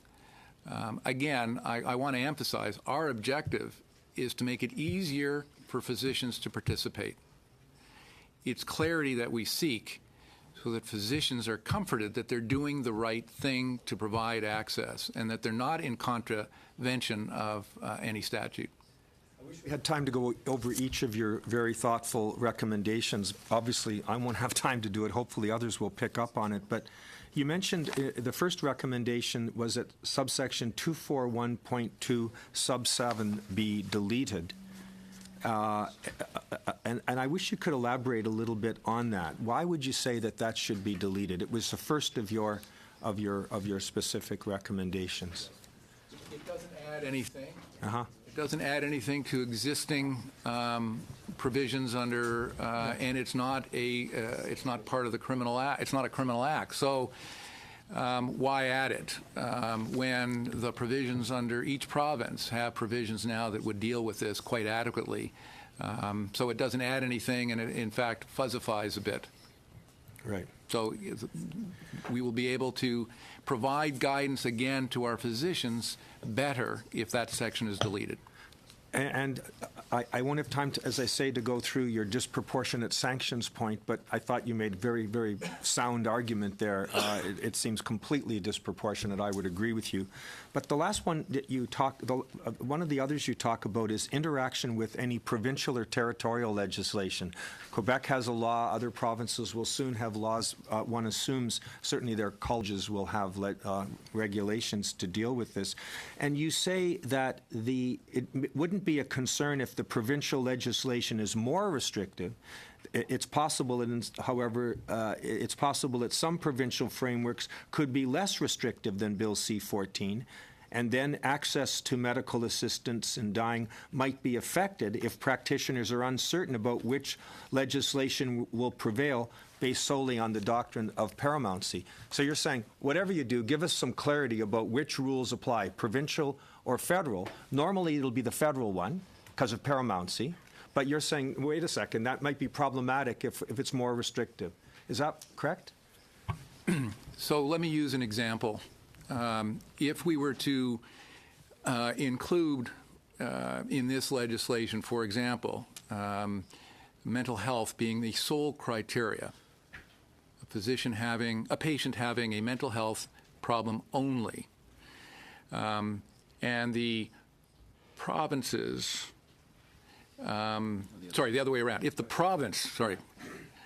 province were to entertain legislation that permitted medically assisted dying for mental health, purely a mental health reason, and the federal legislation does not address that, there will be confusion in the eyes of the physician as to whether that is permissive, whether he's going to be subject to a criminal sanction as a consequence of that. Whereas if it's the other way around, and it appears in the Quebec legislation that it is, there's no conflict. There's no conflict between the current Quebec legislation and the current federal legislation as it's drafted. If the other provinces become substantially similar to what the federal legislation contemplates here, we're fine.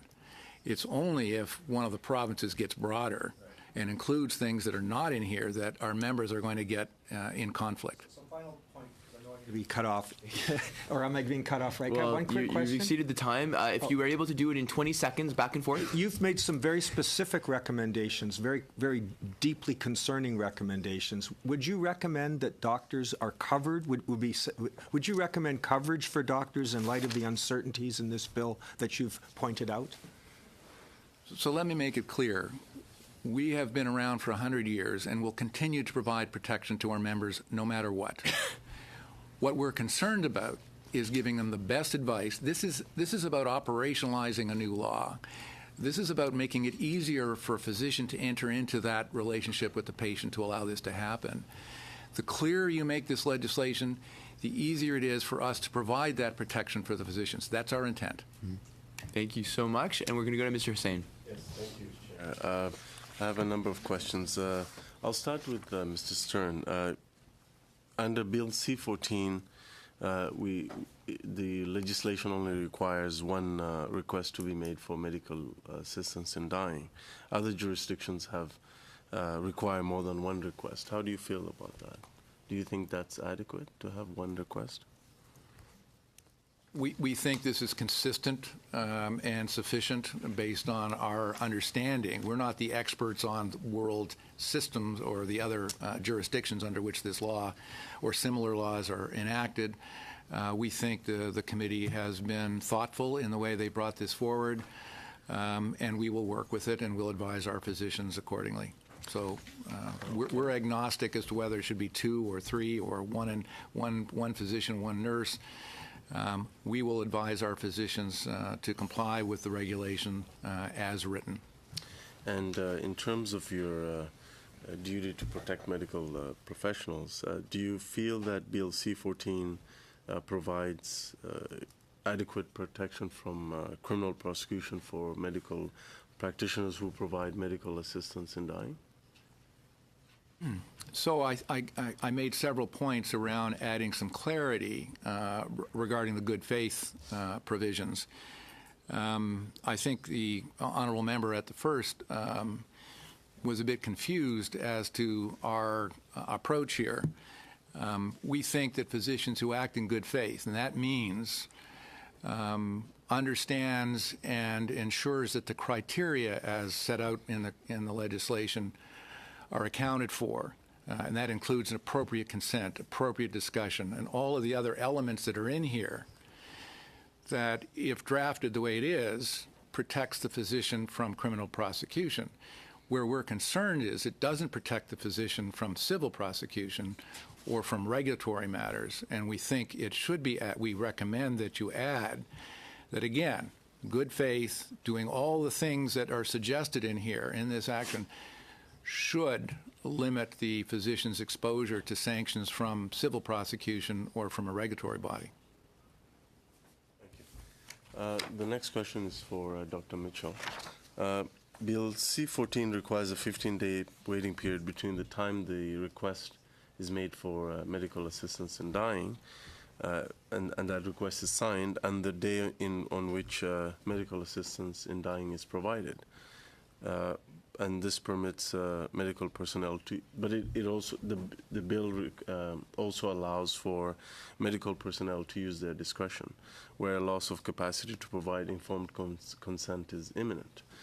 In your opinion, is it generally possible to assess whether the loss of capacity is imminent or not? I would suggest that it's a bit like the imminence of death. It can be very difficult to assess the imminence of loss of capacity. It can be quite immediate in end-of-life situations. And in your opinion, would the ability to use the discretion by the medical practitioner with respect to the waiting period apply to individuals with dementia or only to those who are more likely to become unconscious? Are you, sorry, if I can ask the honourable member for clarity, are you, yes. In terms of the dementia, do you mean those with established dementia? Yes. Who have something in an advance directive? Because I understand that the Act does not deal, the proposed Act will not deal with, or are you suggesting those who develop dementia in the 15-day period? No, who already have dementia versus those who are more likely to become unconscious in those 15-day period. But as I understand it, those who already have dementia would not meet the Carter decision. Yeah. Sorry? Sorry. Sir, yes, please go ahead, Mr. Stan. I just don't want to continue on the line of questioning. You're correct. They would not be. Why don't you go ahead? You have another minute and a half. Sure. My last question is with respect to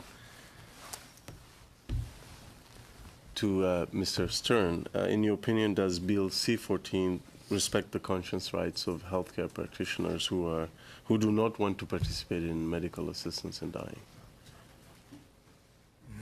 I think it does so, but perhaps not as strongly as we would like it to.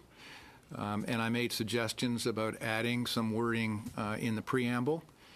As I understand it, I'm not a lawyer, I'm a physician, that adding it in the preamble sets the context and sets the tone of the law, and we feel that by adding that, those words that in the preamble will help strengthen that protection. So, and again, the protection on, I'll just leave it at that. I think sometimes when we're talking about conscious protection, we tend to focus on whether people want to be involved in the act of hastening death itself. And there's a very important concern about conscience for making an effective referral that isn't alluded to.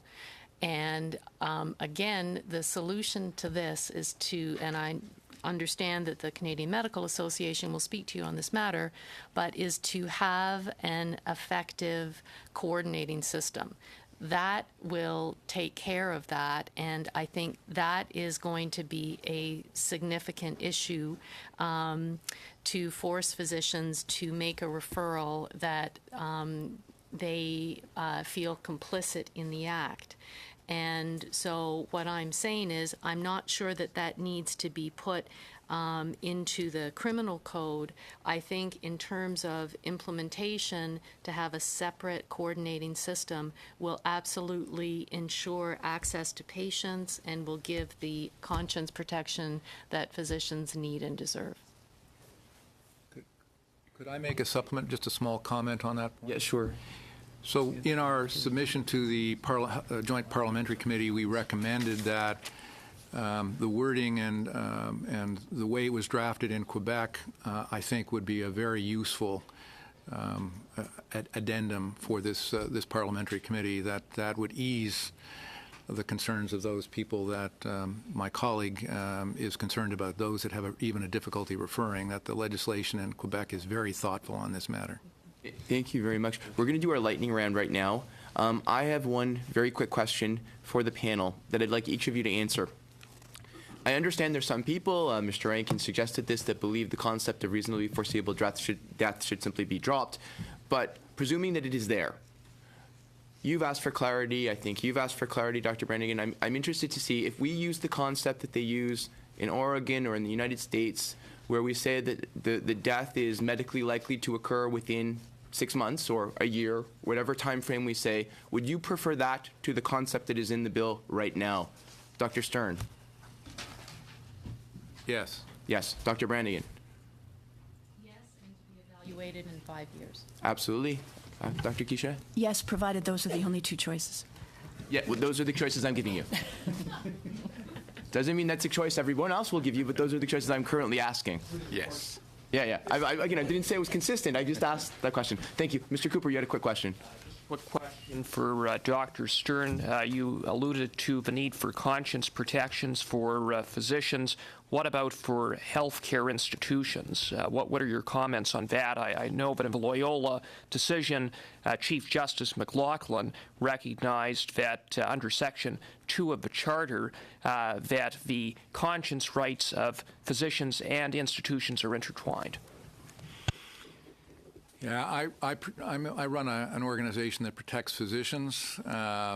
This is a most complicated area. I don't feel that I'm the right person to tell you what to do or give you advice on institutions. I used to run an institution. I no longer do that, and I can't help you on that one. And again, I would like Brandy, to jump in here about talking about, that's where the coordination system comes in. So that if you are a religious institution and you opt out, you have a built-in way of having an easily accessible access plan for the patients in your institution. So if you set it up in that way, then you can accommodate a lot more people and beliefs. Perfect. Any other lightning questions? Mr. Falk, last one. Unless you guys have one. Nope. Last one. There's guilt by commission, but there's also guilt by omission. The way the bill is drafted right now, it would provide an escape hatch for omission. I think when we're talking about killing people, and we're talking at a very high level of professional individuals, I don't think the escape hatch that's given in subsection 6, reasonable but mistaken belief, I don't think it's appropriate being in there. What are your thoughts on that, Mr. Stern? I'm not quite sure what question, what Well, you're it says for intending in greater the question. certainty, exemption Give me set a out minute in- to look at the subsection. If the person invoking the exemption has a reasonable but mistaken belief about any of the facts, that is an element of the exemption. Yeah, I think this is the good faith provision that I've been talking about. Sorry, I didn't quite get the point. And I think if we extend I think if that good faith provision, physician acts or the nurse practitioner acts in good faith, deals with all the criteria, gets the appropriate consent, has the appropriate discussion, follows whatever guidelines there are around the second witness, and acts in good faith, and is subsequently sued by a family member because he or she didn't believe that dad really meant it when he asked for assisted death, we believe that that provision of good faith should stand and should protect that physician from prosecution. Okay. So I want to thank all of them. Yes, Dr. Keisha, last Just word. 15 seconds. We came from Calgary because we wanted an important matter not to escape your notice, and that is, at the moment, it is not well understood the importance of accurately recording and scrupulously monitoring this practice. The court applications that have come, 3 of them, have resulted in judges ordering physicians to falsify medical certificates of death. And in Quebec, it's the case that professional organizations have. Right, you can't say the actual reason. You can't write doctor-assisted suicide on the death certificate, as I understand it. That's right, and it puts the physician in a conflict of interest. It removes the oversight of the coroner and medical examiner, and it is a matter we strongly believe that could be corrected at the federal level to obtain national uniform data for monitoring this purpose, and also to be sure that this practice is not used for purposes for which it was not intended. Thank you very much. We got the points, and we will read the briefs. Thank you all to the members of the panel. We really appreciate it. I'd like to ask the members of the committee to stay for 1 second, just 1 second. Sorry? Meeting adjourned, even though I don't have a gavel.